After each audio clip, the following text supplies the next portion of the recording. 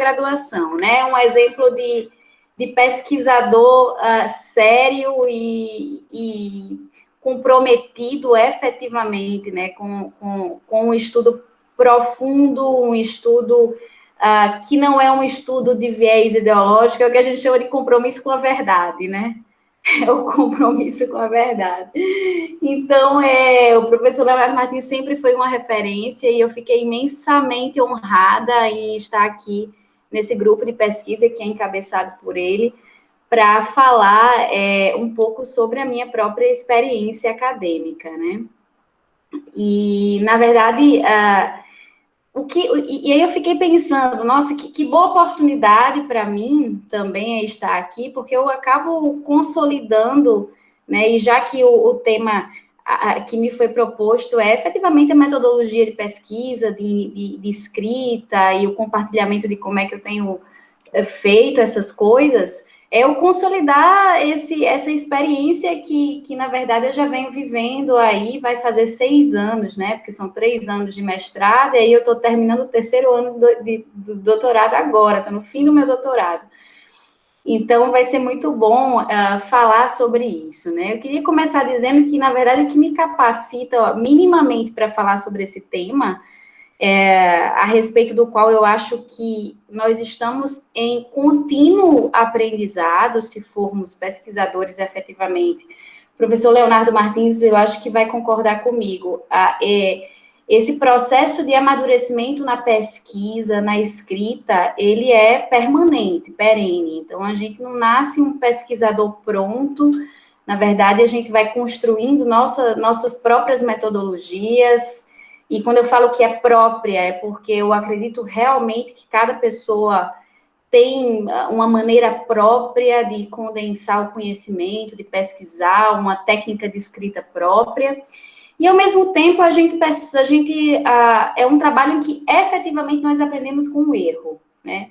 Então, o que me capacita a estar aqui são, sobretudo, os erros que eu já cometi, que me fizeram aprender muitas coisas ao longo dessa caminhada. Então, para mim, quem não me conhece, né, meu nome é Ana Luísa, sou egressa da Universidade Federal do Rio Grande do Norte, fiz graduação em Direito na UFRN, e aí, quando eu estava no finalzinho da minha graduação, eu passei no mestrado em Filosofia do Direito na USP, emendei com doutorado, e aqui estou, né, em São Paulo desde então. Atualmente, sou professora universitária na Universidade de São Judas. Estou à frente de um instituto que está nascendo aí, na verdade, começou as atividades oficialmente no ano passado, que é o Instituto Ives Gandra. Então, estamos com essas atividades aí. E aí, eu queria, na verdade, começar falando um pouco sobre, né, o Pedro me sugeriu que eu começasse falando sobre as minhas vivências acadêmicas. Eu quero começar falando um pouco sobre a minha experiência vou falar sempre sobre a perspectiva da escrita, né, do projeto especificamente. Então, a minha experiência de mestrado foi a seguinte, né, eu diria que o mestrado, a meu ver, ele se trata de um período de pesquisa muito mais desafiador do que o doutorado. Essa foi a minha perspectiva até agora. Por qual razão? Porque o mestrado é a fase de contato inicial e desenvolvimento das suas técnicas de pesquisa. Então, normalmente nós chegamos no mestrado muito inexperientes com pesquisa, não é algo que a gente costuma fazer na graduação com uma certa com a profundidade, a constância e o nível de especialidade que o mestrado exige. Então, a gente acaba chegando muito cru da graduação e a gente começa a pesquisa no mestrado. E aí eu me lembro que o meu orientador, que é o professor Ronaldo Porto Macedo Júnior, meu orientador do doutorado, né, que na verdade ele só se tornou meu orientador do doutorado efetivamente agora no doutorado. Eu fazia mestrado sob a orientação de uma outra professora na UFSC, a professora Elza Boatê, e aí, mas ele já me orientava um pouco extraoficialmente, nós conversávamos bastante, e ele sempre me dizia assim: Ana Luísa, o mestrado é a fase do experimento, né, de pesquisa. Você vai ver que o mestrado é a fase de você estar consolidando os seus métodos. O método, ele vai ser consolidado no doutorado, que, na verdade, ele diz, o trabalho de mestrado ele é importante, mas, sobretudo, aquele conhecimento que você adquiriu, ele vai ser condensado e posto de uma maneira muito mais evidente durante o doutorado. E foi essa exatamente a minha experiência, né? E por que eu digo que isso ficou muito visível na minha trajetória? Em primeiro lugar, porque eu só me tornei bolsista de agência de pesquisa, efetivamente, né? Eu sou atualmente bolsista com a Bolsa de Excelência Acadêmica da CAPES, desde o início do meu doutorado. Durante o doutorado, né? Eu passei o meu mestrado, eu não tive bolsa, porque as bolsas disponíveis na Faculdade de Direito da UF são muito poucas, para o número de graduandos, para o número de pesquisadores, realmente é um número que, eu não sei como é que é a realidade da UFRN atualmente, mas a realidade da USP, pouquíssimas bolsas disponíveis para um programa muito grande. E aí eu consegui passar na seleção da bolsa só no meu doutorado, quer dizer, no mestrado eu não fiz com bolsa. E o que eu quero dizer com isso? A minha pesquisa realmente melhorou, a qualidade do meu projeto melhorou. Então, é sobre isso que eu quero falar aqui, né? O que é que eu percebi ao longo desse tempo? O que é que a minha experiência me mostra que é uma boa técnica de pesquisa? Por que eu acho que o meu projeto de doutorado, ele é um projeto efetivamente melhor do que o do mestrado? O que é que eu estou fazendo de diferente agora, que faz com que esse processo de escrita seja muito menos sofrido, né? Então, vocês vão ter a oportunidade de aprender um pouco com os meus erros, para que possam, né, realmente ter uma pós-graduação bastante fluida aí.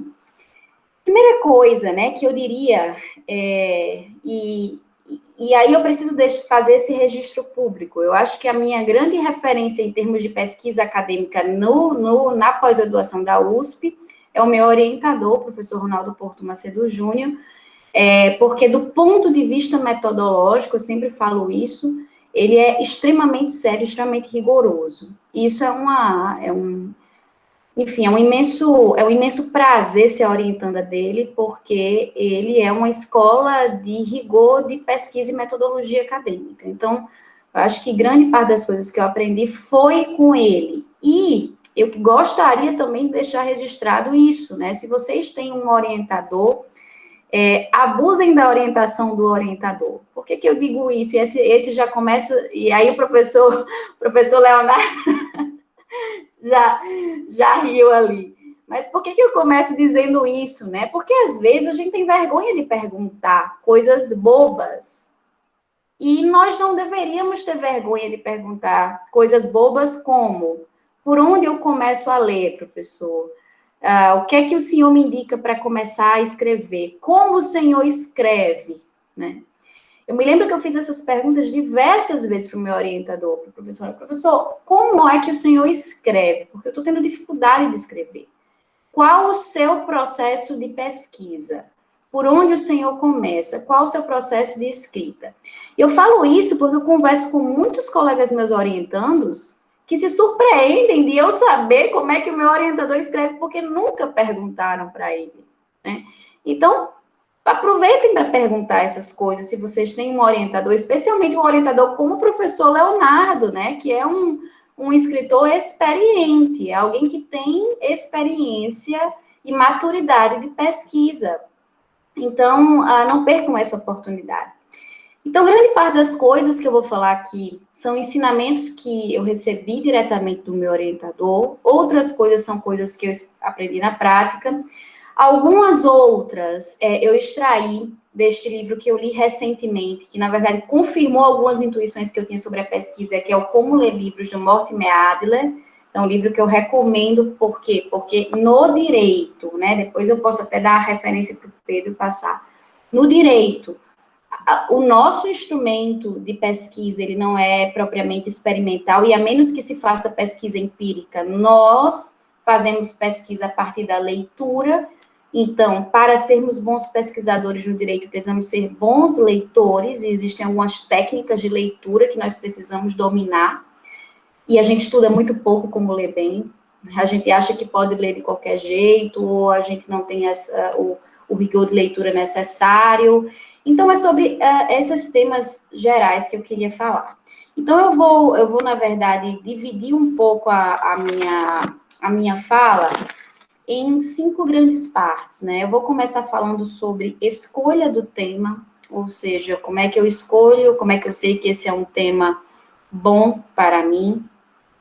Eu vou falar um pouco sobre montagem de projeto de pesquisa, que eu considero que talvez seja o aspecto mais difícil de um mestrado ou de um doutorado, é chegar em um bom projeto de pesquisa, e eu vou explicar por que também isso é muito difícil. Falarei sobre a escolha de bibliografia, escolha dos livros, que ordem, que sequência, que livros, como é que eu sei que aquele livro é para mim ou não. Vou falar um pouco sobre a leitura do livro, ou seja, como é que eu leio bem para fazer uma pesquisa.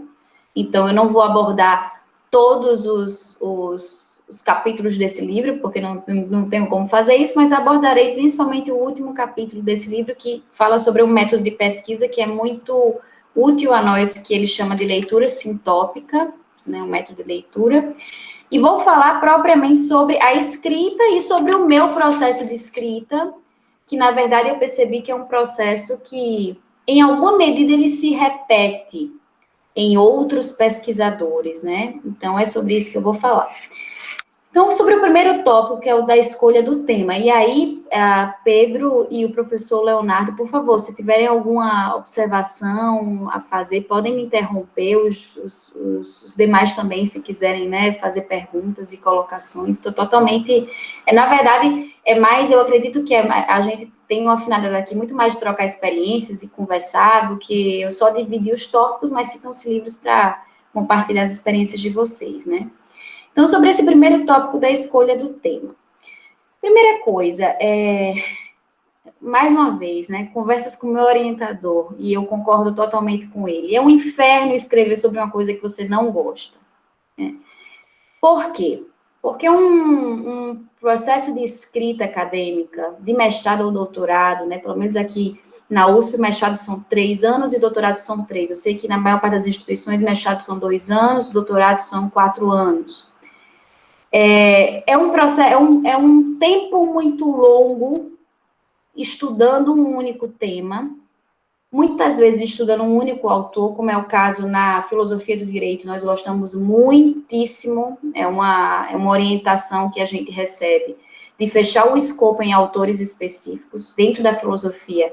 Isso é muito recomendável, porque os temas são muito amplos, muito etéreos, então quando a gente fecha um autor, isso é muito importante. Escrever sobre um tema ou um autor que você não gosta é um suplício que vai durar aí, no mínimo 2 anos, né? Então, precisa ser um tema no qual você se interesse e você goste. Como é que eu sei que um tema me atrai? Como é que eu sei que esse tema é um tema sobre o qual eu vou gostar de escrever? Porque também tem isso, né? As pessoas... eu tenho conversado com muitos alunos e é incrível como os alunos também não sabem do que gostam.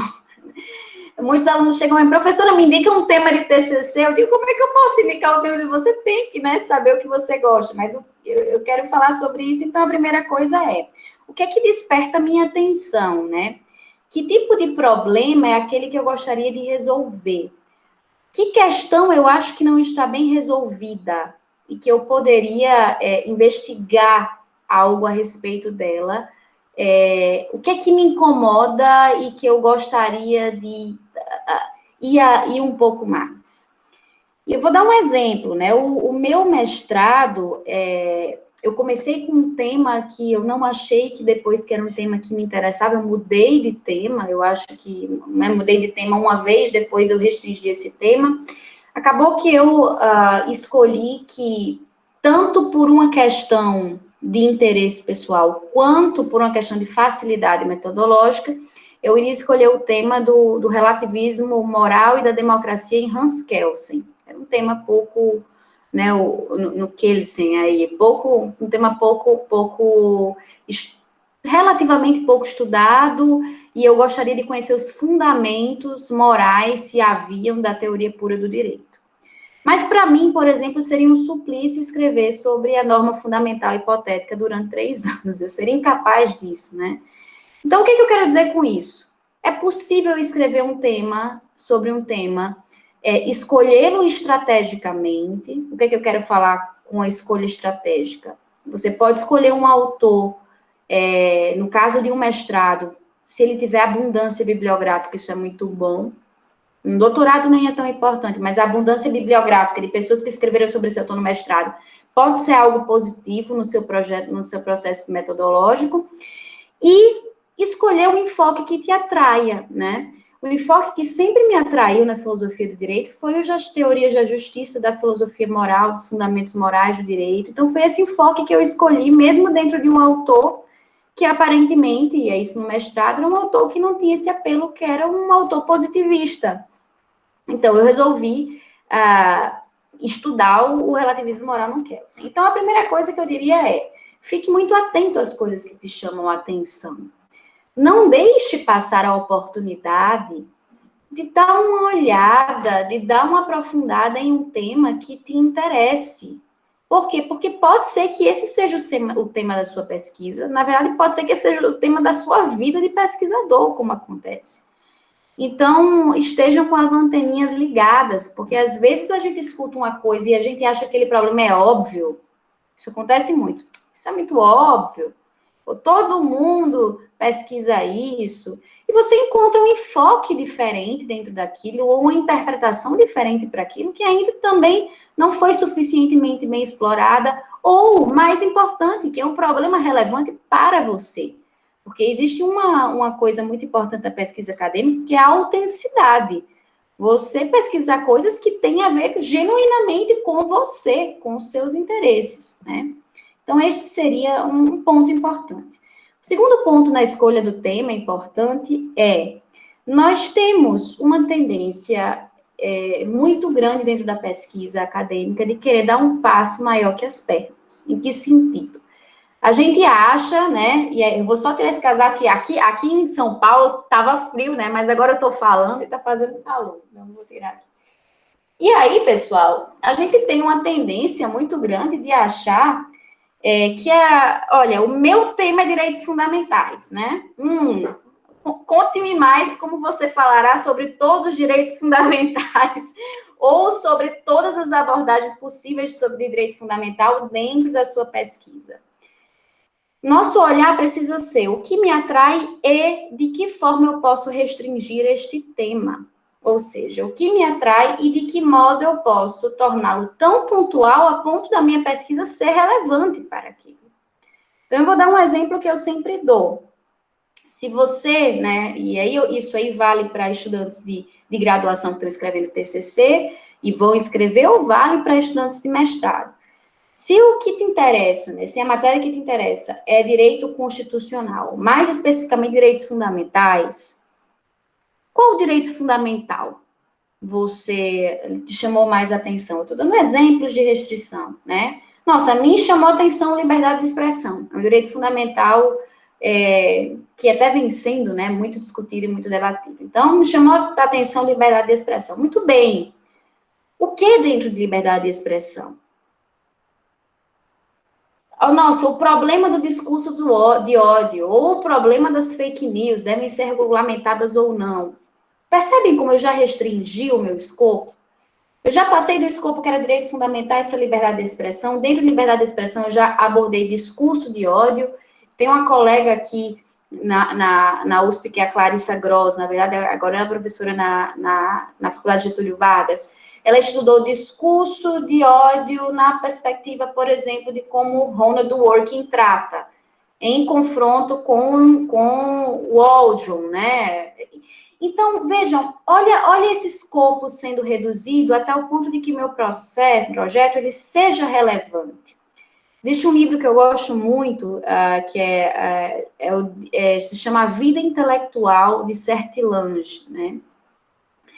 E o autor, né, se escreve assim, Sertilange. E ele fala o seguinte, olha, a gente precisa ser pragmático na nossa escolha do tema também.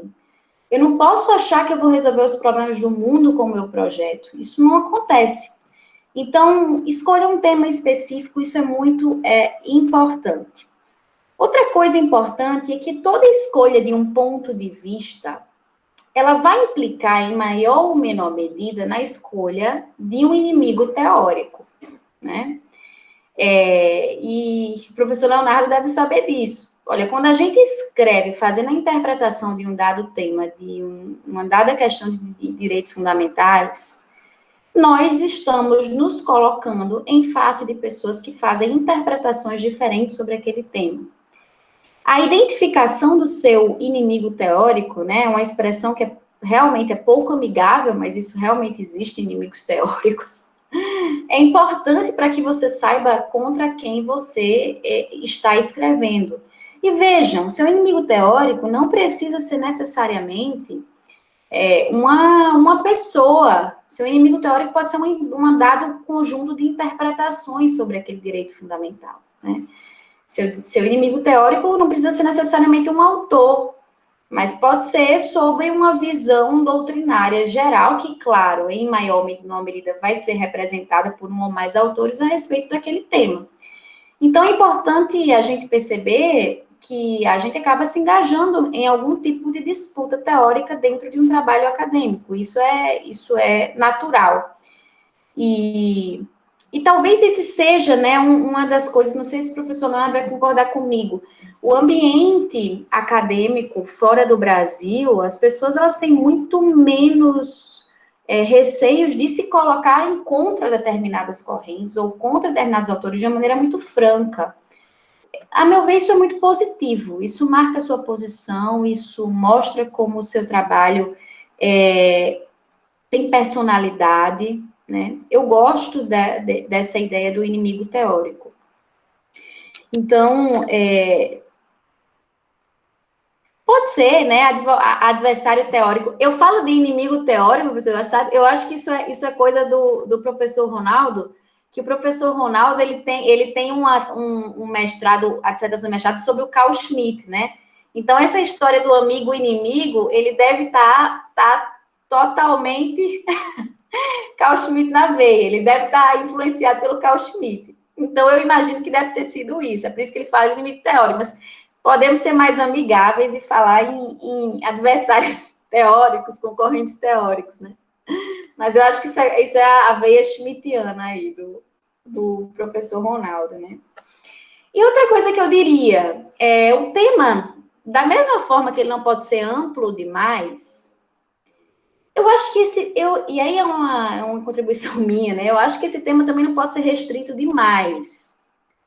Por qual razão? Como eu expliquei, olha, você pode fazer uma dissertação exclusivamente sobre o conceito de norma fundamental, né? Hipotética em Hans Kelsen. Você pode fazer isso. E pode ser que você encontre discussões extremamente amplas dentro desse tema. Mas um tema, ele precisa também ter uma certa riqueza, no sentido de que você saia daquele tema com uma visão ampla acerca do mundo que foi propiciada por aquele estudo.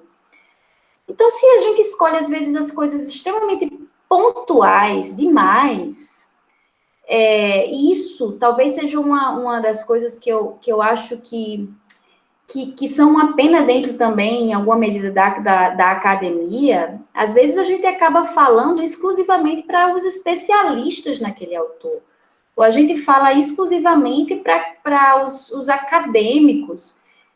E se a gente não tenta também dar uma certa relevância contextual para aquilo que a gente escreve, nosso trabalho, ele fica uma conversa, né, em códigos para pessoas que não estudaram especificamente aquele autor, não estudaram especificamente aquele tema.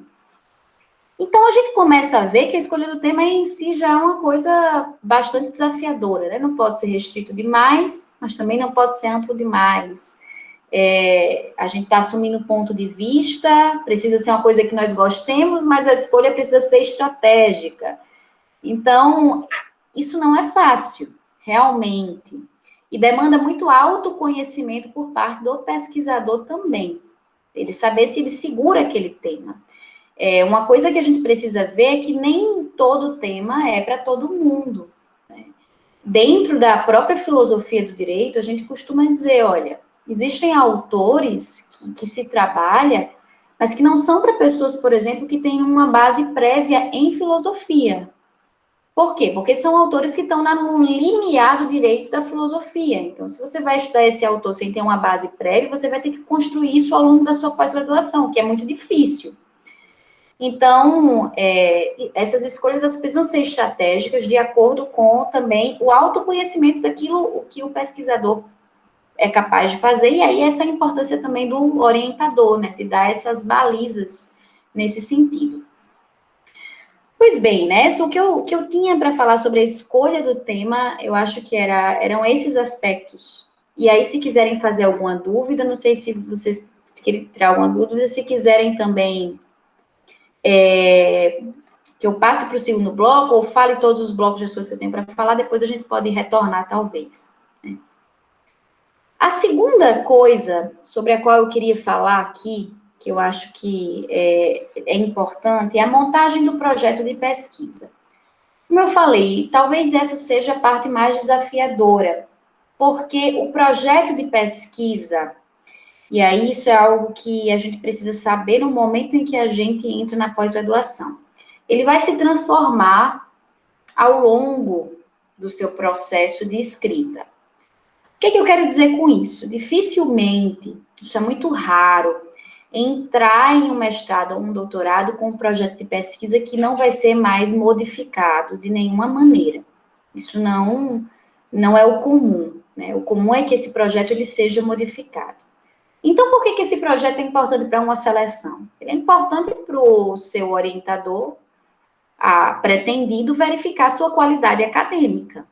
É para isso que ele é importante, ver se você consegue formular bem uma hipótese inicial, ver se você consegue escrever bem, ter uma coerência lógica nas suas ideias, delimitar um tema. Mas esse projeto, ele vai se modificar. E aí, né, o que é que eu diria sobre o projeto? A primeira coisa que me foi muito útil, que me foi extremamente útil, na verdade, agora no doutorado, e que fez com que minha experiência de doutorado fosse muito melhor do que a minha experiência de mestrado, é que o projeto de pesquisa, primeiro, ele é mais ou menos, eu digo, né, para as pessoas, como se a gente fizesse um dever de casa sem ter visto a matéria. É como se o professor mandasse para a gente um exercício, um dever de casa, e nós não tivemos ainda a aula completa sobre aquele assunto. O que eu quero dizer com isso? No projeto de pesquisa, não basta que sejam feitas as perguntas. O projeto de pesquisa precisará apresentar também as suas conclusões e palpite sobre quais serão as respostas para aquelas perguntas. Então, não basta formular a pergunta, você precisará, em alguma medida, trazer no seu projeto de pesquisa quais serão as soluções para aqueles problemas. E vejam, né, isso foi algo que foi uma orientação também do professor Ronaldo Porto, que eu apliquei no meu doutorado, e eu acho que foi muito importante também para a escolha do meu projeto como um projeto merecedor de bolsa. É que ele já trazia em si algumas respostas sobre as perguntas que eu havia levantado. E o que é que isso me demandou? Ora, me demandou um estudo muito aprofundado antes de escrever o projeto. Ou seja, eu não fiz um projeto meramente, né, com base em uma leitura superficial do tema, por assim dizer, mas ele demandou de mim uma leitura em alguma medida aprofundada e panorâmica, pelo menos, daquilo sobre o qual eu iria escrever. Então, a conclusão, ela já precisa estar no projeto. E olha só, pessoal, ainda que essa conclusão seja alterada posteriormente. Tudo que você tem ali, né, a resposta para as perguntas que você formula, são hipóteses de resposta que podem ser modificadas. Não tem problema nenhum que no final da sua tese você chegue à conclusão que a resposta que você havia dado no seu projeto era uma resposta diferente. Não existe problema nenhum em relação a isso. Mas é necessário que você tente formular essa resposta. Por qual razão? Porque da tentativa de responder a esses problemas que você se colocou, o que é que nós teremos? A estrutura do trabalho. A partir da tentativa de formular a resposta, você vai poder saber quais são de quais capítulos você vai precisar. Você vai poder saber quais autores você vai ter que recorrer para responder aquilo. Você vai ter que começar a desenvolver a estrutura do seu trabalho já naquele momento. A ter uma reflexão sobre de que modo você chegará àquela resposta. Isso é muito útil, ainda que você mude de ideia. Vejam, ainda que você mude de ideia, ter essa estrutura inicial é muito útil. Então, a conclusão precisa já estar, de certo modo, nesse projeto de pesquisa. E o que é que move qualquer pesquisa acadêmica? Né? O que move uma pesquisa acadêmica é um problema a ser resolvido, uma questão a ser resolvida. Então, você vai ter que formular uma espécie de pergunta e dar um esboço da resposta. Outra coisa muito importante é que você seja capaz de formular os objetivos e formular nas respostas de maneira extremamente objetiva. Então, quanto menos palavras você puder utilizar, quanto menos você enrolar para dizer qual é o objetivo do seu projeto, melhor, né? O professor Leonardo deve ter essa experiência também. Às vezes a gente chega com um projeto e os pesquisadores, eles não sabem muito bem o que eles vão fazer com aquele tema. Mas a gente precisa de uma resposta muito direta, né? Em que sentido a resposta pode ser direta? Olha, se a gente pega uma resposta e uma pergunta, né? Na verdade, o objetivo do trabalho vai ser responder aquela pergunta. A hipótese é a resposta possível. O objetivo é o que você está querendo responder. E a gente poderia dizer, o que seria, né? Pegando aquele exemplo lá da liberdade de expressão ou do discurso de ódio. A nossa pergunta poderia ser, discurso de ódio, né? Deve ser protegido enquanto liberdade de expressão ou não? Essa é uma pergunta, vejam, direta, rápida, né? Objetiva. Quais são as minhas tentativas de resposta? Bom, posso esboçar, olha, discurso de ódio não deve ser regulamentado, porque é uma expressão da liberdade de expressão por essas e tais motivos. Essa é a minha hipótese, ainda que eu mude. Isso vai dar a estrutura de todo o meu trabalho. E uma coisa que é muito interessante, né? E eu acho muito útil. Aqui na USP, a qualificação, ela ocorre no meio do mestrado e no meio do doutorado. Então, ela ocorre com 1 ano e meio, né? São 3 anos com 1 ano e meio. Por qual razão ocorre com 1 ano e meio? Porque a pressuposição, acreditem, é que se chegue com 1 ano e meio, que você tem 1 ano e meio para desenvolver o projeto, né? Então, praticamente metade do doutorado, ou praticamente metade do mestrado, são para que você encontre um bom projeto de pesquisa, porque, mais uma vez, isso demanda tempo.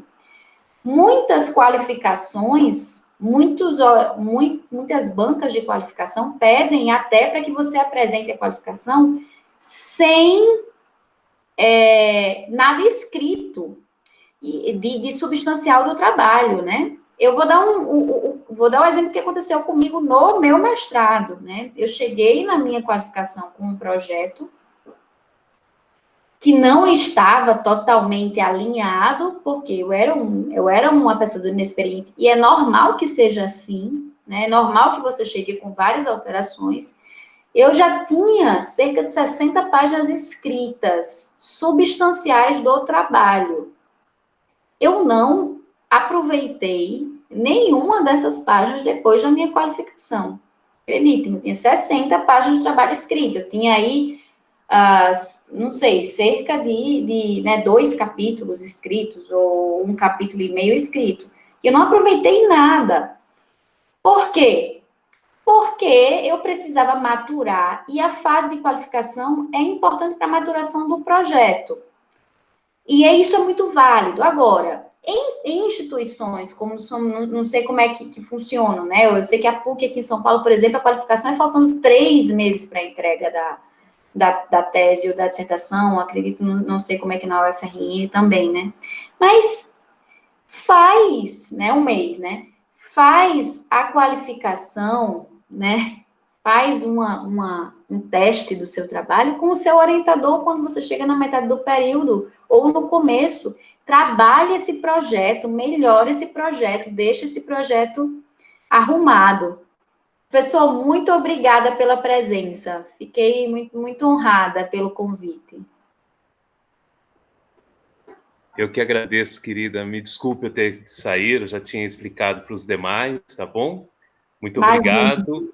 Como escrever exatamente isso que nós estávamos esperando e que nós precisamos. Que bom. Que você compartilhasse suas experiências, tá bom? Que Espero bom, que nós muito nos vejamos obrigada. em breve, tá bom? Obrigada, Muito sucesso nessa fase final do doutorado. Nossa, sofrido. Imagino. E meus cumprimentos ao professor Porto Macedo. Sempre Pois muito não, simpático, sempre curtindo minhas postagens no Facebook. Ele é muito simpático, muito generoso. É verdade. Além de ser um brilhante intelectual. Um dos melhores da USP, sem dúvida nenhuma. Mandarei, tá bom? professor. Está em boas mãos. Tá certo, querida. Muito até mais. Obrigada. Tchauzinho. Tchau, tchau. Boa tarde a todos. Tchau, Boa tchau. tarde. Então, pessoal, e aí, né, eu vinha falando, olha, ajusta esse projeto, porque o risco de você chegar no final da pós-graduação com um projeto seguindo, o pior é isso, né, o projeto é o mapa. Então, se você faz um mapa ruim, o que acontece? Você está perdido, né, e é isso que acontece. Então, não tenham medo de gastar tempo. Eu sei que é chato fazer projeto. É chatíssimo. Por quê? Porque a gente quer logo ver o trabalho pronto escrito, né? Mas acreditem, o processo de escrita, quando esse projeto está bem alinhado, é muito mais fácil, muito mais tranquilo. Então, procurar ver qual é a sua pergunta de uma maneira muito objetiva, muito direta. Procurar que esse tema ele seja específico. Tente apresentar já uma conclusão no seu projeto e escreva o seu trabalho à luz do projeto. Isso é importante. Projeto não é uma coisa para a gente escrever para entrar na seleção e botar na gaveta, né? Projeto é algo que precisa ser revisitado ao longo do processo de escrita. E aí, como eu diria, né, esse é um processo muito demorado, porque o projeto demanda que nós efetivamente façamos uma pesquisa um pouco profunda até para montar o próprio projeto. Então, uma coisa que a gente precisa ter em mente é que esse processo todo de pesquisa, ele tem duas grandes fases. Uma fase da intuição balizada, é aquela que está no projeto. Você tem alguns palpites sobre aquele tema, você tem algumas visões sobre o que aquilo pode chegar a ser como uma conclusão válida, e você coloca aquilo num projeto, e você tem aquela fase das confirmações, que é a fase da escrita. Ou não, né? Pode ser, olha só, pode ser que você não confirme suas intuições. Isso também não existe problema nenhum, você vai colocar isso no seu trabalho, porque suas intuições não foram confirmadas. O importante é que você tenha um norte, né, muito tranquilo, muito firme nesse sentido. Então, nessa hipótese, é por isso que a qualificação é muito bom que seja no meio, né? Por quê? Porque aí você tem já uma pré-banca que te diz, tá tudo certo, ou não é por aí, o capítulo não tá bem, não é para ter isso aqui. Mas, mais uma vez, tenta fazer esse ajuste no meio, né? Ou no começo com o orientador. Eu tenho colegas aqui também que fizeram bancas com colegas, bancas simulações. Então, pegaram um projeto, distribuíram um projeto para 3 amigos, e disseram, olha, vê aí, tá, dá para entender o que você acha? Tá objetivo? Eu acho isso excelente, né? É muito bom. Tem que ser amigos nos quais você confie na capacidade acadêmica também, né? Porque se a pessoa for mais perdida que o próprio pesquisador, também não dá certo. Então, sobre escolha do tema e o projeto, era isso, né? Eu não vou falar aqui de modelo de projeto, porque eu acho que todo mundo tem um modelo. O que eu preciso que vocês saibam, sobretudo, é que isso é um trabalho demorado, demanda um dever de casa antes de fazer, antes de estudar a matéria. É basicamente isso mesmo. Sobre a escolha bibliográfica, né? A escolha dos livros. Uma coisa que eu acho muito bom, depois que a gente ou seja, já temos um tema bem delimitado, já temos um bom projeto, a gente vai ter que escolher a bibliografia. A bibliografia que vai no projeto de pesquisa, ela é meramente uma expectativa de bibliografia. Basicamente, o que você vai fazer? Você vai analisar o título e o sumário daquelas obras, vai ver se elas se encaixam no seu projeto e você vai colocar elas lá. O fato é que a bibliografia consultada ao longo da escrita do trabalho, ela é muito maior do que a bibliografia preliminar que está lá, né? Nesse sentido, tem gente que coloca bibliografias preliminares no trabalho gigantescas, né? 5 páginas de bibliografia preliminar. Não há muito sentido nisso, porque no fim das contas, você precisa da bibliografia que seja útil para você. Tamanho de bibliografia não é indicativo de qualidade de trabalho. Não adianta, assim, eu escrever um trabalho acadêmico achando que as referências que eu citar, ou que as bibliografias que eu citar, vão fazer a qualidade do meu trabalho. Muitas vezes acontece de citar um determinado autor que não tem nenhuma correlação direta com o seu trabalho. É mais ou menos, né, para os advogados, como se a gente fizesse uma petição citando uma ementa cujos fundamentos do acórdão não tem relação, conexão com o seu trabalho. E como é que a gente escolhe esses livros? Como é que a gente escolhe os livros que nós vamos colocar no nosso trabalho e que nós vamos consultar? E qual a sequência deles? Primeira coisa, né? A gente, para fazer a escolha dos livros que nós vamos consultar, a gente precisa fazer o que o Adler, nesse livro, chama de leitura inspecional. O que é a leitura inspecional? Quando você já tem o seu tema em mente, a sua resposta, suas perguntas, você vai pegar ali os livros de autores que escreveram sobre aquele tema e você vai consultar através do sumário, da leitura do sumário, através da leitura do prefácio ou pós-fácio, se aquele livro preenche os requisitos, se ele atende às finalidades do seu trabalho, né? Então, eu vou dar um exemplo específico. Eu estou estudando agora no meu doutorado a obra de um filósofo inglês chamado Bernard Williams. Ele tem uma bibliografia imensa. Eu não tenho como, né? Nem é tão grande assim, mas são textos muito complicados e ele escreveu sobre muitos assuntos diferentes, na verdade. Me interessa especificamente o recorte dele de teorias da justiça. Então, vejam, eu vou pegar os livros dele, que são livros de ensaios, eu vou passar os olhos e vou selecionar os ensaios que se conectam com o tema da teoria da justiça. Eu não preciso ler um ensaio, né, sobre, por exemplo, um livro que ele escreveu a respeito do C.S. Lewis, se aquilo não se encaixa no meu trabalho. Nós não precisamos ler absolutamente tudo o que existe sobre o tema. Precisamos fazer uma escolha inteligente, porque o tempo de escrita é rápido, né? Passa, e a gente tem que condensar, colocar esse tempo de escrita juntamente com o tempo de leitura. Então, faça uma leitura inspecional, leia sumário, prefácio e pós-fácio.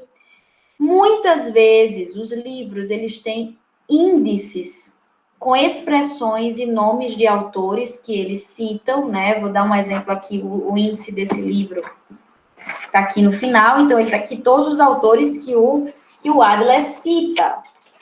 Ora, vamos lá. Se eu estou escrevendo um trabalho sobre o Aristóteles, né? E eu pego um livro de filosofia grega, e eu abro o índice, e existe uma página que cita o nome Aristóteles, não faz o menor sentido eu ler esse livro. Né? Então, vocês vão olhar no índice quantas vezes, por exemplo, Aristóteles é citado, para você ver se o seu trabalho, se ler esse livro, é relevante para a sua finalidade. E aí,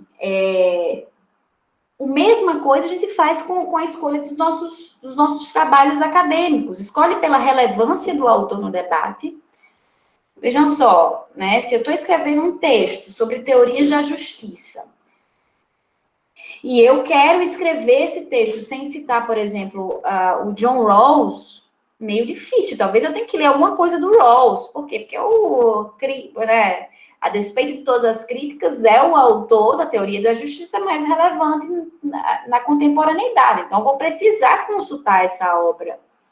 Então, vejam os autores relevantes, analisem o sumário, índice, pós-fácil e prefácio, para ver se esse livro se encaixa para você. Outra recomendação que eu faço, sempre que a gente vai começar a escrever um trabalho, é altamente recomendável que nós tenhamos a estrutura deste trabalho no arquivo de Word. Como é que eu faço a estrutura de um trabalho? Você vai começar pensando nas divisões do seu trabalho dentro da modelo de capítulos. Né? Então, você vai colocar, olha, o primeiro capítulo vai ser sobre esse tema, conceito de liberdade de expressão na doutrina norte-americana. Segundo capítulo, né, conceito do discurso de ódio. Dentro daquilo, eu vou ter subtópicos, divisões.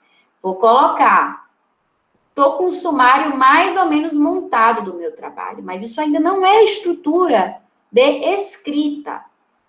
Dentro daqueles subtópicos, você tem os argumentos que você vai desenvolver. O que é que eu vou ter que fazer ali dentro? Vou fazer o que a gente chama, né, de handout. O que é um handout? Você vai colocar ponto 1 do argumento. O conceito de liberdade de expressão. Ponto 1.1 do meu argumento. A liberdade de expressão na doutrina norte-americana. Ponto 1.2. A liberdade de expressão na doutrina alemã. O que eu faço com isso? Eu encontro aqui uma estrutura do meu trabalho que deve ser, de preferência, a mais minuciosa possível, a mais detalhada possível, para me economizar trabalho na hora da escrita. A partir disso, quando eu for consultando os livros para escrever o meu trabalho, eu já vou saber qual livro se encaixa em qual tópico. Por qual razão? Porque pode ser que eu pegue um livro, que esse livro ele não é adequado para o meu primeiro tópico, que é, por exemplo, liberdade de expressão na doutrina norte-americana. Mas eu vi que esse livro traz reflexões importantes sobre algo que está lá no terceiro capítulo da minha tese ou da minha dissertação, que vai falar sobre discurso de ódio. E o que eu vou fazer? Eu vou ter essa estrutura no arquivo de Word e vou anotar todas as minhas leituras com as quais eu tive contato no tópico específico. Porque quando eu chegar a escrever aquele tópico, eu já saberei quais livros eu vou consultar. Pessoal, isso dá uma paz, né, muito grande na hora da escrita. Porque é desesperador você não saber por onde começar a escrever um tópico. Mas muitas vezes você já teve contato com esse tópico em um livro que você não utilizou 3 meses atrás. Se você tiver isso anotado, então, olha só, eu peguei lá o livro, eu vi, ó, esse livro não se encaixa no meu primeiro capítulo, né? Eu olhei, eu fiz a leitura do prefácio, eu fiz a leitura da capa, sumário e tal, mas eu sei que ele tem algo muito importante no meu terceiro capítulo. Eu vou lá no meu arquivo de Word e vou colocar lá o título do livro, o autor, a localização, se ele estiver na biblioteca.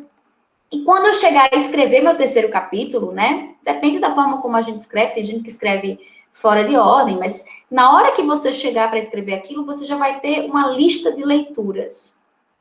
E o que é maravilhoso? Essa lista de leituras se constrói praticamente sozinha, porque você não precisa estar correndo atrás. Vai ser com aqueles livros que você teve contato ao longo da escrita dos tópicos, porque você vai estar alimentando essa lista toda hora. Então, é isso que eu faço. Eu tenho um arquivo de Word, muitas vezes eu pego um texto, um artigo, que eu sei que não é útil para o meu segundo capítulo, mas que vai ser útil para o quarto capítulo. E quando eu chego no quarto capítulo, eu lembro que existe aquele texto, eu lembro que existe aquele artigo e eu já vou ler.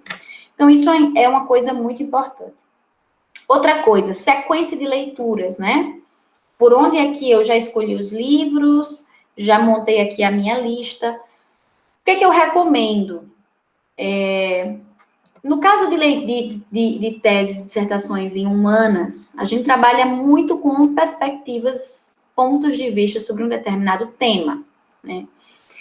Então, eu começaria fazendo o seguinte, essa é uma indicação minha, mas também do Humberto Eco, que tem um livrinho chamado Como Ler uma Tese, né? Um livro aí, como fazer uma tese.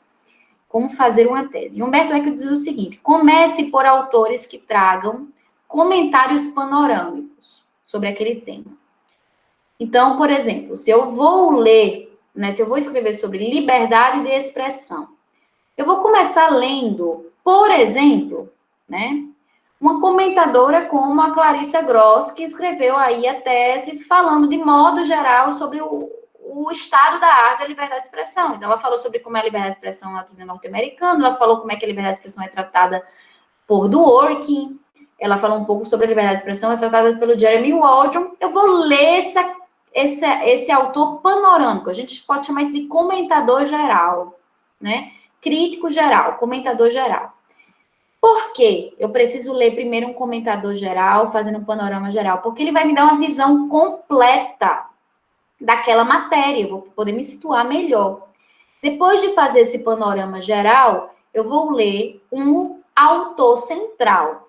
Então, por exemplo, se eu quero falar sobre liberdade de expressão, eu posso ler um texto de panorama geral, como esse da Clarissa, que está expondo todas as doutrinas, e eu sei que o autor central, por exemplo, é Dworkin, na jurisprudência norte-americana. E aí eu vou para o texto do Dworkin sobre liberdade de expressão. Vejam, eu já vou preparada para o texto de um autor denso. Eu já vou sabendo dentro de qual panorama teórico ele se situa, dentro de qual corrente ele se situa. Depois, eu sugiro que se volte para um comentador, mas agora um comentador específico, não panorâmico. Um comentador que vai fazer uma crítica profunda sobre aquele tema. É um comentador, por exemplo, que leu o Dworkin e está criticando. Não está simplesmente expondo as teorias gerais que existem. Ele está criticando o andar da teoria. Esse é o terceiro passo da leitura, né? E o quarto passo é retornar para o autor denso, porque provavelmente com a leitura do crítico você vai ter um olhar completamente diferente sobre o autor denso. Então eu explicava, você vai escrever sobre o Thomas Hobbes, você vai começar lendo um manual de ciência política, para você saber dentro de qual corrente da ciência política o Thomas Hobbes se situa. Depois você vai ler o Hobbes, e é provável que você entenda pouca coisa, né? Alguns textos são bem difíceis, aí você vai ler o Hobbes. Depois você vai ler um comentador mais refinado. Você não vai ler mais o manual de ciência política, você vai ler, por exemplo, Leo Strauss, tem um texto lá sobre o Hobbes, interpretando, explicando e fazendo uma crítica. Tudo bem? Depois você volta para o Hobbes. Você já entendeu o Hobbes, né? Nessa quarta leitura, você já está sabendo quais temas ele trata, você já sabe. Então, é mais ou menos esse processo que a gente faz de análise, né? Isso é especialmente útil em trabalhos de tipo filosófico. Pedro, eu não sei quanto tempo nós temos. Eu já estou vendo aqui que eu já falei um bocado. Então, me diga aí qual é o limite, né?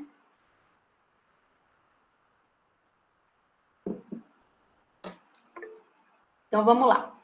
Não vai demorar mais tanto, não, mas tem muitas coisas aqui, né? Tô olhando que eu tô com as minhas anotações aqui, pessoal. Então, eu sugiro essa sequência. Comentador geral, para você se situar. Só é triste, eu vou dizer assim, por experiência própria. Você pega o autor de filosofia, que é super denso, aí você tá sozinho tentando descobrir contra quem ele tá falando, qual o contexto de fala, né, onde é que ele está inserido dentro de um âmbito geral, qual é a teoria que ele defende. Aí você pega, depois de quebrar a cabeça com aquilo, um texto de um comentador que vai dizer, olha, esse autor está escrevendo dentro de tal panorama, é um naturalismo ético, é não sei o quê. Mas, poxa vida, se eu tivesse lido isso antes, eu já tinha lido entendendo. Então, faz essa leitura prévia, isso é importante, né? Agora, falando propriamente sobre a leitura desses livros, né? Falei sobre a escolha, sobre a sequência, a ordem de leitura, e falando agora sobre a leitura. Primeira coisa, sugestão, né? Sempre leiam um autor, em primeiro lugar, de modo benevolente. O que eu quero dizer com isso? Às vezes, né, a gente tem uma tendência, é muito comum isso, achar que a gente já sabe muita coisa. Então, a gente está lendo lá o autor e a gente já está criticando o autor, né? A gente já está assim, o que esse cara está falando aqui, né? E você nem tem certeza se você entendeu ainda o que aquele autor está dizendo. Então, a primeira abordagem de qualquer leitura, ela é benevolente. O que é isso? Você vai, num primeiro momento, na sua leitura, refrear um pouco o seu ímpeto crítico. Porque o primeiro contato com o autor é sempre para entender o que ele está dizendo antes de querer criticá-lo. Isso é muito importante, né? Leitura benevolente. Tenha certeza de que compreendeu bem aquele texto. Para quem está fazendo uma pesquisa, isso vale para todos os tipos de leitores, né? Para qualquer leitura. Para quem está fazendo uma pesquisa acadêmica, eu acho que é importante sempre ler textos tendo o seu problema em mente. O que é que isso significa? Você não vai ler na doida que cair na sua mão. Você vai ler procurando identificar o seu problema-chave, aquilo que te motiva. Então, ainda que você faça, né, uma dissertação sobre a liberdade de expressão em Ronald Dworkin, você não vai ler todos os textos do Ronald Dworkin, nem vai se preocupar em compreender tudo que o Dworkin fala em todas as passagens sobre todos os temas. Para quem está fazendo uma pesquisa, está fazendo uma seleção daquilo que é importante para a pesquisa. Então, não se preocupem se não compreenderem aquele texto todo. Você precisa saber se você compreendeu aquilo que diz respeito ao seu tema de pesquisa. Isso sim, né? Isso precisa ser compreendido. Então, o importante não é compreender totalmente o autor, mas descobrir em que medida ele pode ser útil para o seu escopo. Precisa ter inteligência nisso também. Eu vejo as pessoas, às vezes, perdem meses lendo autores super difíceis, porque eu estou fazendo um trabalho sobre o Thomas Hobbes, então eu tenho que entender tudo do Hobbes. Não, você não precisa entender tudo. Por quê? Porque se o seu trabalho for sobre um recorte específico da obra dele, é aquilo que você vai procurar nos textos dele, né? Outra coisa muito importante aqui, e isso eu gostaria de falar porque eu acho que isso é muito comum, não force a barra com o autor se ele não fala sobre aquilo, o que você está pesquisando, né?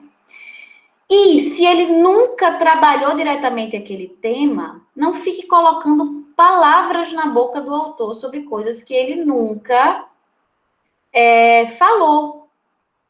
E por que eu estou falando isso? Eu estou falando por experiência própria, né? Eu leio hoje, quando eu leio o meu trabalho de conclusão de curso, né? A minha monografia, eu digo, meu Deus, do ponto de vista metodológico, isso aqui é uma loucura, né? Porque eu estava assim, fazendo, olha só, eu fazia pesquisa científica sobre a Hannah Arendt, iniciação científica, eu fazia uma iniciação científica na Faculdade de Filosofia, estava na graduação da UFRN, e fazia iniciação científica sobre a Hannah Arendt. Então, tudo, e eu adorava, estudava, li todos os livros, e tudo que eu via Hannah Arendt, né? Então, a gente, quando estuda um autor, a gente vê esse autor em tudo. A gente acha que esse autor falou sobre tudo. E aí eu me lembro que eu escrevi, né? Tá aqui a minha monografia. Eu escrevi o último capítulo da minha monografia, era interpretação judicial à luz de Hannah Arendt. Assim, olha só, tem alguma coisa, claro que tem a ver, né? Agora, eu estava comparando, olha só, eu estava comparando a Hannah Arendt com o Dworkin. Aquilo não tinha nada a ver, entende? Tem a ver Hannah Arendt com interpretação judicial? Ela tem um livro específico sobre o Eichmann em Jerusalém, aí ela fala de positivismo, de direitos humanos. Aí eu poderia falar direitos humanos em Hannah Arendt, tá mais um pó esperto, né? Ou eu poderia falar, por exemplo, ela tem um texto sobre juízo. Poderia ter um juízo reflexivo em Hannah Arendt. Agora, comparar Hannah Arendt com Ronald Dworkin, abordando os mesmos problemas, não faz o menor sentido. Por quê? Primeiro, autores que nunca dialogaram na prática. Então, olha, é muito comum isso. A gente vê, principalmente quando a gente está estudando filosofia do direito, as pessoas querem, por exemplo, enfiar Nietzsche em tudo, ou enfiar, sabe? E ele não se preocupou com aqueles temas especificamente. Então, às vezes a gente fica forçando a barra porque a gente acha que aquele tema é interessante e ele cabe, ou que o autor falou sobre aquilo. Então, é preciso ter muito bom senso. E qual é a orientação que eu dou? Que eu acho que é uma orientação certeira. Se você está fazendo um trabalho, por exemplo, de contraste de posições doutrinárias, os debates reais existem. Por exemplo, um debate entre o Hans Kelsen e o Carl Schmitt existiu, né? O Kelsen dialogou diretamente com o Carl Schmitt em ensaios sobre o papel da Corte Constitucional. Isso existiu diretamente na prática, esse diálogo. Eu tenho como extrair algo mais producente disso. Agora, eu já li determinados artigos comparando também, mais uma vez, a Hannah Arendt com o Carl Schmitt. Eles estão em perspectivas teóricas totalmente distintas. Pode até ser que eles falem coisas semelhantes, pessoal. Pode até ser, é possível que eles falem coisas semelhantes. Mas provavelmente, olha só, aquilo foi uma coincidência teórica. Isso não quer dizer que esses autores estão dialogando dentro da mesma corrente de pensamento. Então, metodologicamente, isso é muito ruim para o trabalho, né? Então, não force a barra com o autor. Pode ser que ele não responda a essa questão que você quer, então não precisa colocá-lo no seu trabalho. Não é porque você leu um livro ou um autor que você precisa aproveitá-lo, né? Porque a gente tem pena, eu sei como é que é. A gente lê lá o artigo todo, aí a gente diz assim, putz, não tem nada... Não, deixa eu botar aqui uma citação entre aspas, porque aí pelo menos eu aproveito essa referência. Mas, assim, o cara não está falando dentro da sua corrente, não está dialogando com o que você fala, aquilo vai ficar estranho metodologicamente, não precisa fazer isso. Outra coisa que a gente precisa fazer, né, é compreender as divergências teóricas entre os autores. Então, não tentar aproximá-los e compreender qual é a natureza da divergência.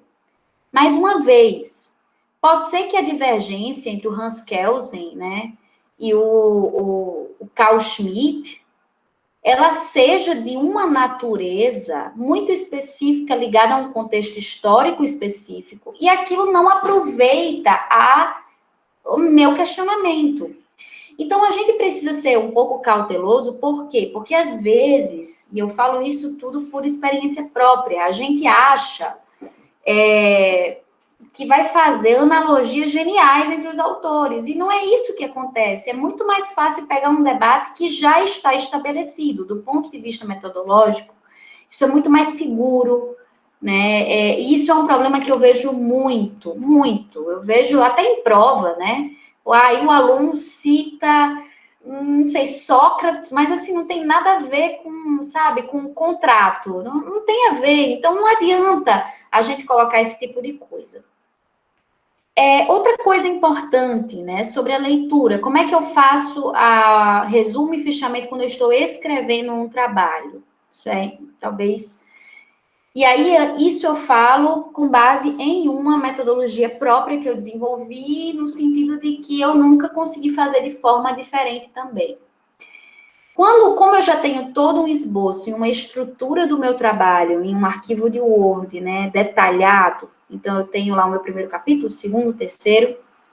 Quando eu vou lendo os livros e eu percebo que ali tem coisa para colocar no meu trabalho, anotações importantes a serem feitas, eu procuro fazer essas anotações já com as minhas palavras ou as citações diretas no corpo desse arquivo de Word em que eu já tenho a estrutura do trabalho no espaço topográfico destinado àquele tema específico. Por quê? Porque isso me reduz muito trabalho em ter que reunir as minhas anotações depois em um documento único. Então, eu já anoto tudo num documento único. Quando eu chego no 5º capítulo, por exemplo, eu já tenho ali no 5º capítulo tudo que eu anotei de leituras paralelas, de resumos que eu fiz sobre aquilo. Agora, você vai precisar ter o seguinte cuidado. Não pode ser um fichamento, né, copiando as palavras do autor, porque senão você vai estar incorrendo em plágio, mesmo sem querer, você nem lembrou que o autor escreveu, você acha que foi seu, né? Então, Se for citação direta, coloca entre aspas, já coloca a referência naquele espaço específico do seu trabalho. E se for algo que você achou interessante e você acha que vai aproveitar em um parágrafo específico, já escreve naquele momento com as suas palavras. E deixa aquilo em um arquivo que você vai poder acessar com a topografia do capítulo. Agora, vejam só a importância. Nada disso eu consigo fazer se não fizer a estrutura do trabalho antes. Não consigo fazer nada disso. A condição necessária é que eu tenha a estrutura do meu trabalho prévia, feita com detalhes, inclusive, argumentos, né? Isso dá um trabalho, né, de uns 2 meses, mas vale a pena, porque depois você fica muito tranquilo. Sobre a escrita, propriamente, do trabalho, e aí eu já estou indo para a última parte, né? Como eu falei, a partir do momento que eu tenho a estrutura prévia do trabalho, eu já tive contato com todo o meu esqueleto. Eu já tive contato com tudo que eu tenho que escrever dali para frente. Então, é muito comum que quando a gente está escrevendo determinado tópico, a gente se depare com uma ideia que vai ser útil em um momento posterior. Não deixe para escrever essa ideia depois. Escreva a ideia naquele momento, né? Isso só aprendi também recentemente, no doutorado. Por quê? Porque no mestrado, quantas coisas eu perdi porque eu achava que eu ia desenvolver melhor essa ideia. Pessoal, entendam. Aquela folha de Word, só quem está vendo é você, né? Aquilo não é a versão final do seu trabalho. Não tenha vergonha de escrever uma ideia, por mais boba que você ache que ela é, por menos desenvolvida que ela esteja teoricamente, colocar ela no papel, porque depois você não recupera aquela ideia específica.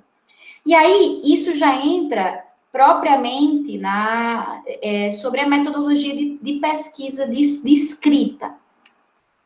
Quando a gente escreve um trabalho, precisamos ter em mente que existem 2 grandes fases de um trabalho, da qual você não escapa.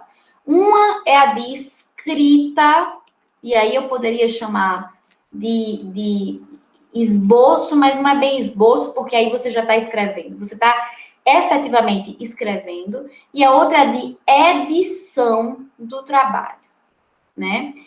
Essas são 2 fases muito distintas. Normalmente a fase de escrita, ela é mais lenta e demorada. A fase de edição é uma fase mais rápida, mas é uma fase igualmente importante. E por edição, eu não estou falando de revisão, né? Quando eu falo de edição, eu não estou falando de revisão do texto. Edição é um trabalho maior do que o de revisão. Edição é você ver se aquele parágrafo cabe naquele lugar ou se ele precisa ir para um momento posterior. Edição é você ver se você não tem que mudar um tópico inteiro de lugar. Edição é você ver o que pode ser cortado dali para tornar sua mensagem mais objetiva, ou o que precisa ser colocado porque um determinado parágrafo não ficou desenvolvido, aí você vai ter que ter um trabalho de escrita novamente. Então, vejam, a primeira fase de escrita é aquela fase de colocar as ideias de forma rápida, no momento em que, de forma rápida, que eu quero dizer, né? No momento em que a ideia aparece, você vai colocar no papel, e aí, olha só, depois que você colocou aquilo no papel, aí você vai começar o seu trabalho de enriquecimento teórico de referências bibliográficas, você vai procurar o que é que dentro daquele processo de colocar a ideia no papel vai enriquecer seu trabalho com recursos teóricos, né? Nesse processo de escrita, você já precisa colocar as referências.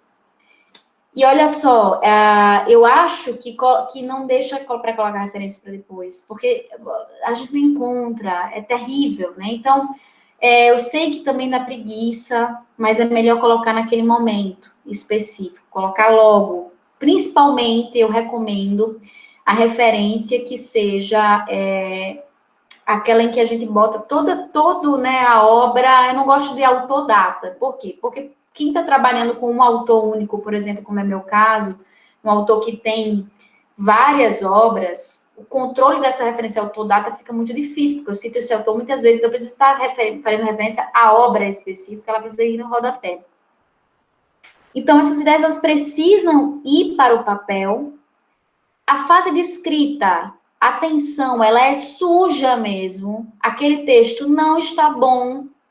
Aquele texto tem palavras repetidas, tem frases sem sentido, tem erro gramatical. Agora, se você parar o seu momento de escrita para estar toda hora fazendo correção de estilo, você não vai acabar o trabalho.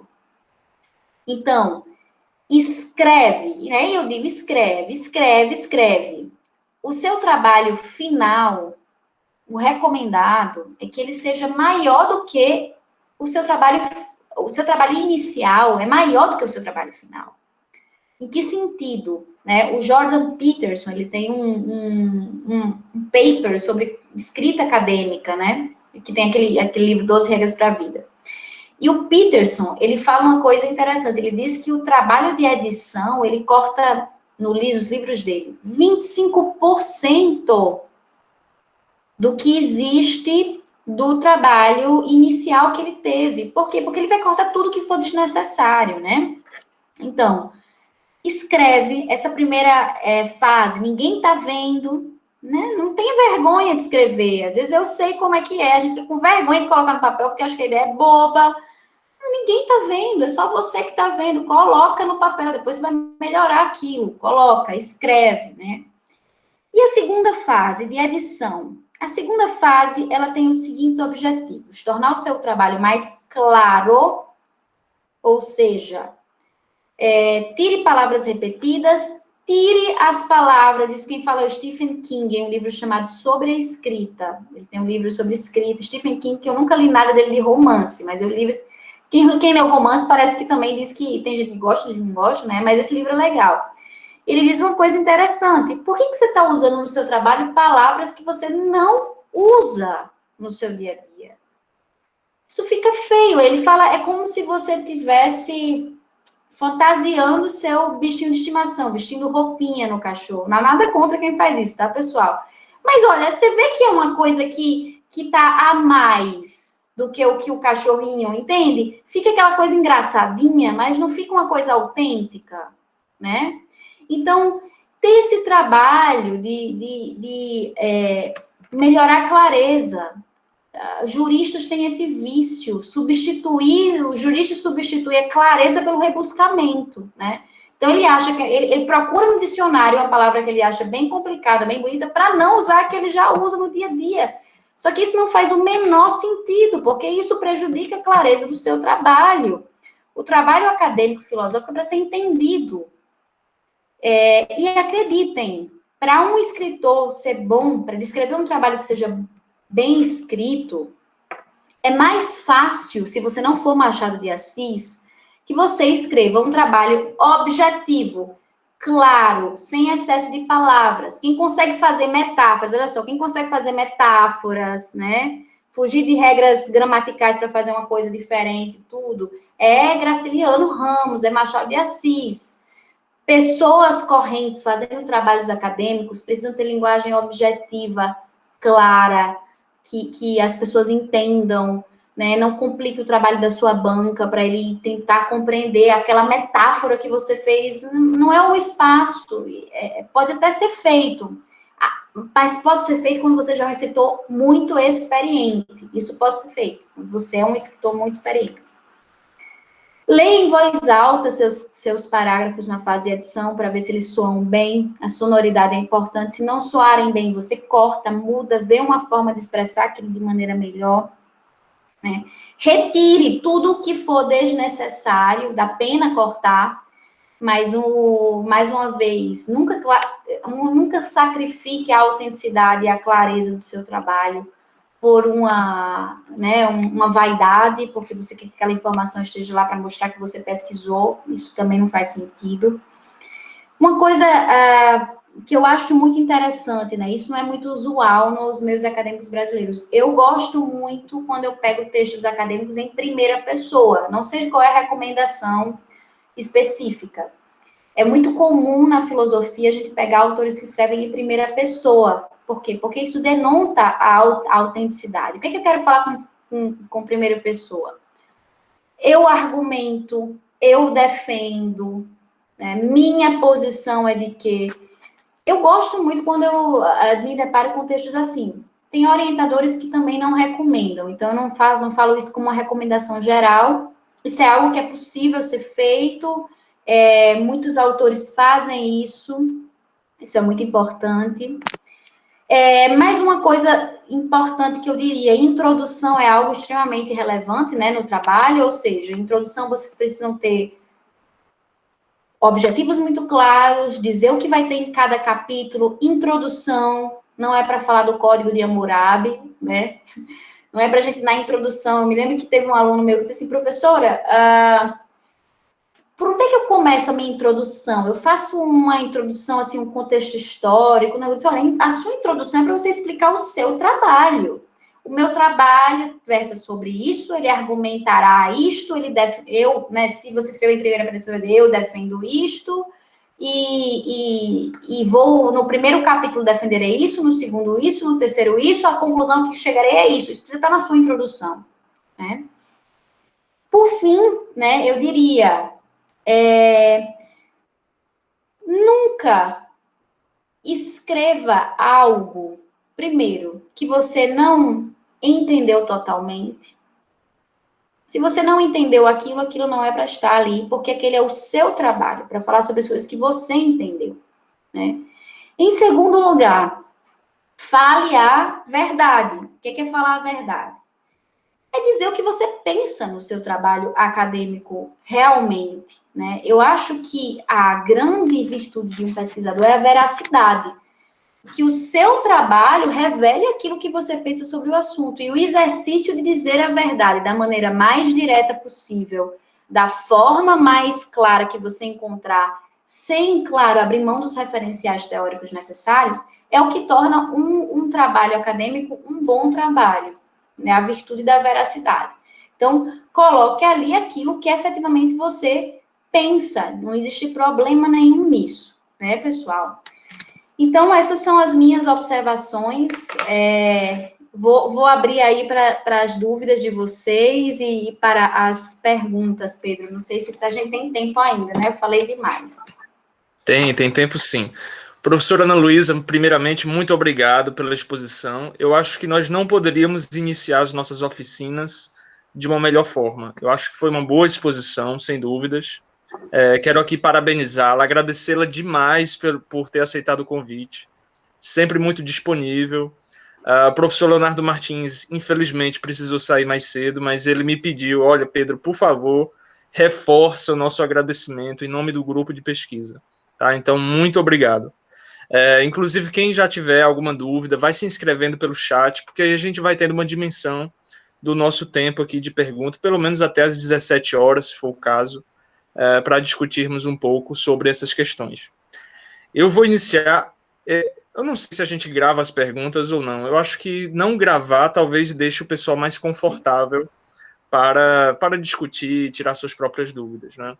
Então, nesse caso, se ninguém se opuser, eu vou encerrar a gravação. Gravação essa que poderá ser utilizada depois para os futuros ingressantes no grupo de pesquisa, principalmente.